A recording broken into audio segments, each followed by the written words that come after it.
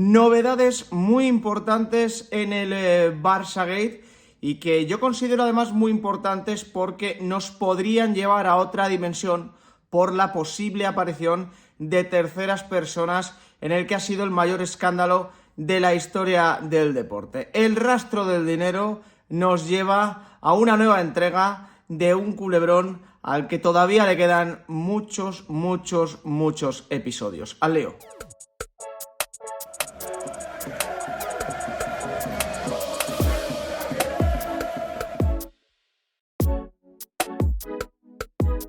¿Qué tal, familia? ¿Cómo estáis? Se empieza fuerte la semana con el tema del Barçagate. Esta noticia a la que vamos a reaccionar ahora no tiene nada que ver con lo que me han ido comentando durante el fin de semana de una información que podría o que va a salpicar a alguien importante del CTA, pero sí que es, o no deja de ser, mejor dicho, una noticia relevante, muy importante en todo este proceso y que ha sacado el diario ABC en exclusiva, aunque según he estado viendo después ya se han ido haciendo ecos medios como el Español, el diario El Mundo, etcétera, etcétera. O sea que es algo que va a estar al alcance de todo el mundo en poquitos minutos. Pero antes, al igual que hago una cosa, luego si yo veo que me equivoco me gusta rectificar. Esta mañana en el vídeo de portadas os he dicho que Gavi, según unas imágenes publicadas por DAZN, había lesionado a Tchouaméni. En el propio vídeo, repito, de esta mañana he mostrado una captura de pantalla de DAZN diciendo: esta es la acción en la que Tchouaméni se lesiona en el Clásico y es una acción en la que recibe una fuerte entrada de Gavi. Bueno, pues el propio Tchouaméni en su cuenta de Twitter ha reaccionado a esto y ha dicho que Gavi no le ha lesionado, que Gavi no le lesionó en el Clásico. Ya lo tenéis en pantalla, no es culpa de Gavi, no fue culpa de Gavi, me lesioné en la primera mitad, lo cual quiere decir que la segunda parte la jugó tocado Tchouaméni y aún así creo que rindió a buen nivel, pero bueno, eso es lo de menos.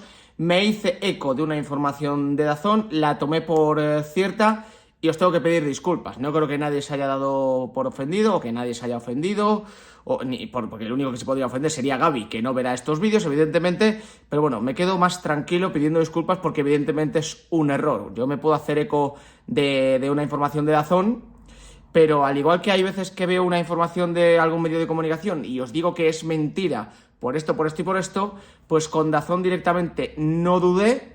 Os dije que sí, que según DAZN era esto y que efectivamente Gavi había lesionado a Tchouaméni y Gavi no ha lesionado a Tchouaméni. No lo digo yo, no lo dice DAZN, lo dice el propio Tchouaméni, así que reitero mis disculpas, repito, porque me he equivocado en el vídeo de portadas. Atentos a esta noticia del diario ABC.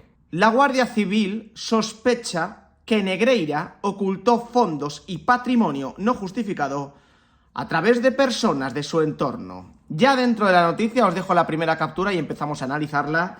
Una información firmada por Elena Burés, que ya habéis visto que se ha publicado cerca de la 1 del mediodía aquí en España. Y dice: novedades en el caso Negreira. Si el pasado mayo la Guardia Civil solicitó ampliar la investigación contra el ex vicepresidente del CTA por blanqueo de capitales, ahora los investigadores sospechan que José María Enríquez Negreira canalizó, al menos de forma parcial, los fondos obtenidos del FC Barcelona a través de otras personas de su entorno.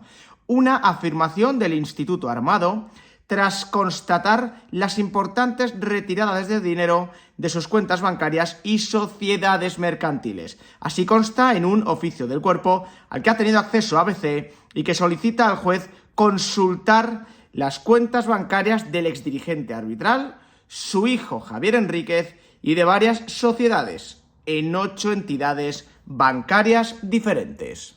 Bueno, esto tiene mucho que ver con la parte troncal de todo este escándalo. Lo hemos comentado muchas veces, que si tema arbitral, que si lo del delito de cohecho, que si blanqueo de capitales, y van saliendo poco a poco, bueno, pues algunas pinceladas de lo que nos dejaba este proceso judicial, pero todo iba enfocado a seguir el rastro del dinero. Es lo realmente importante, lo que realmente va a desencallar todo lo demás, porque tú una vez vayas, te lo voy a explicar de manera para que lo entendamos todos, es decir, yo no tengo ese tecnicismo a la hora de hablar de estos temas, pero más o menos quiero traducirlo para que lo podáis entender. Tú una vez consigas llegar al rastro o seguir el rastro del dinero y llegar a según qué puertas, también llegarás a según qué personas con nombre y apellidos que tendrán que declarar, que tendrán que prestar o dejar su versión de los hechos, y que evidentemente todo esto te acercará a ese final, que ya veremos cuándo es, dentro de cuánto tiempo, pero que ya sabemos que va a ser dentro de bastante. No es algo que se vaya a solucionar este año y seguramente tampoco se vaya a solucionar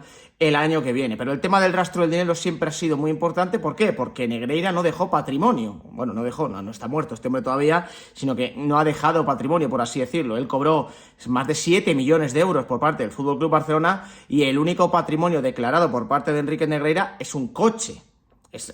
Y un coche no le vale 7 millones de euros, evidentemente. Yo creo que sabemos todos de lo que estamos hablando. Entonces, en ese momento, las investigaciones buscan dónde ha ido a parar ese dinero, porque, recordad, en otro de los capítulos, este fue de los primeros, se decía que sacaba cantidades, bueno, de unos 3.000 euros de los cajeros, cantidades que luego pues no estaban invertidas en ningún tipo de patrimonio, en compras importantes de Negreira. Entonces, alguien ha tenido que tocar ese dinero, salvo que Negreira lo guardara debajo del colchón, cosa que está casi descartada. Segunda captura. La intención del oficio es poder acreditar los ingresos del club a Negreira y el blanqueo de capitales que habría cometido el exdirigente arbitral, también acusado de corrupción en el ámbito del deporte al haber recibido pagos del Barça entre 2001 y 2018 que superaron los 7 millones de euros. Unos pagos, sospecha la Guardia Civil, por la capacidad de influencia y participación en la toma de decisiones de Negreira por el cargo que ostentó en el CTA.